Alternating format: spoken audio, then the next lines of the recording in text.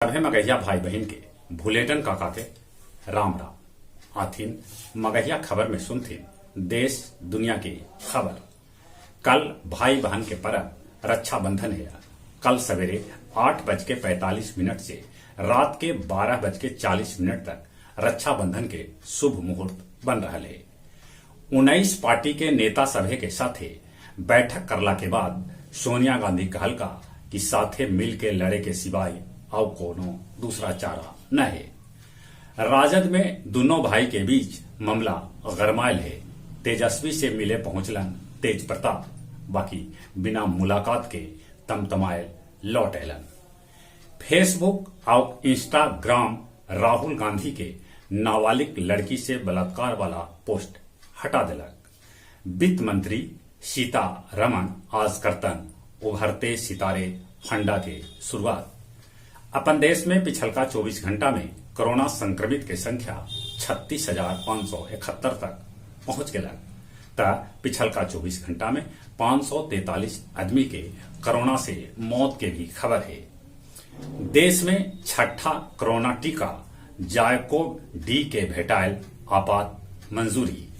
दानापुर में नक्सली Parshuram Singh gang local स्तर पर रॉकेट लॉन्चर असेंबल करके नक्सली सभे के बेचे के तैयारी कर रहा है।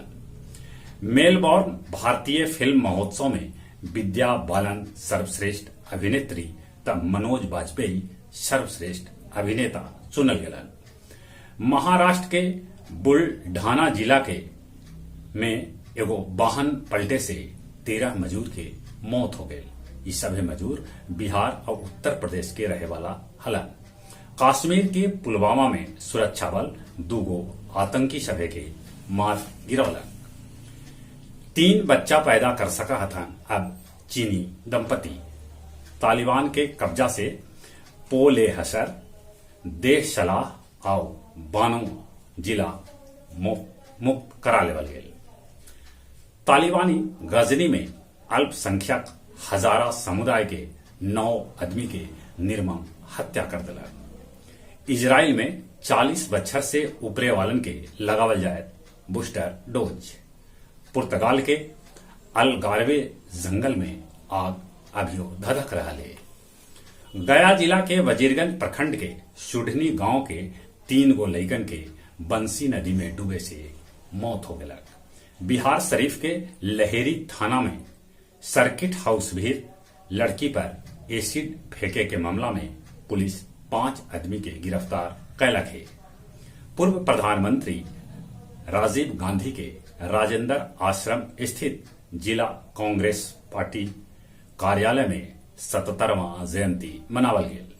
और अब कुछ खेल के समाचार। T20 विश्व कप में भारत ले ट्रम्प कार्ड साबित हो सका हथन तेज गेंदबाज बुमराह। गोड़ में चोट के चलते राफेल नाडाल अमेरिकी ओपन से बाहर हो गलन। एशियाई युवा जूनियर मुक्केबाजी में भारत के 21 को पदक पक्का कर दिलन। जहां तक मौसम के सवाल है, मौसम विभाग सूचना दिलका है कि बिहार के पूर्वी चंपारण, पश्चिमी चंपारण, सुपौल, अररिया, किशनगंज, पूर्णिया में भारी बारिश हो सका है। बाढ़ से स्थिति खराब है। अपने सभी से निहोरा कोरोना से बचे लेल मुंह नाक पर मास्क लगाथिन, सोशल डिस्टेंसिंग के पालन करथिन।